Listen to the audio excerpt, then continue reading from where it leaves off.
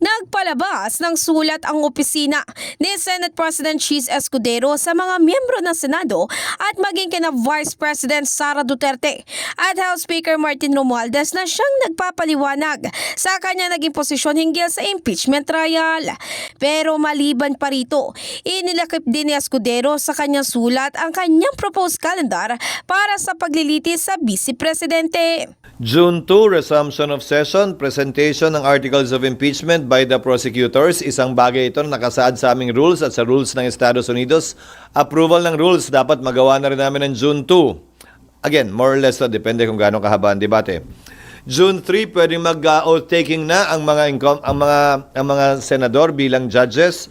Mauuna mag-oath taking ang presiding officer at yung presiding officer magpapa-oath sa mga senator judges. Pwede na rin pagkasunduan doon ang pag-issue ng summons na pwedeng ma-issue by June 4. From June 14 to 24, palitan ng pleadings yan sa magkabilang panig. At roughly from June 24 to July 25, yung pre-trial. So tamang-tama lang. By July 28, magre-resume na ang Kongreso. Siyempre, wala tayong magagawa sa unang araw.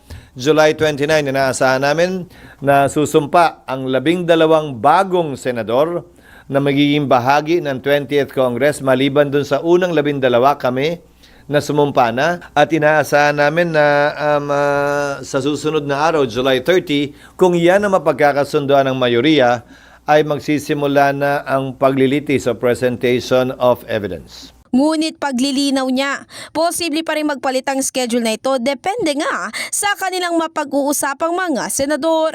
Samantala, iginit naman ng senador na sa kanyang paniniwala ay hindi naman sila kasama sa hinihingan ng komento ng Korte Suprema sa petisyon ni VP Sara dahil wala naman ng alegasyon na nakalagay dito laban sa kanila. In the heart of changing lives, ito si Brigada Ann Cortez ng 105.1 Brigada News FM Manila, the Music News Authority.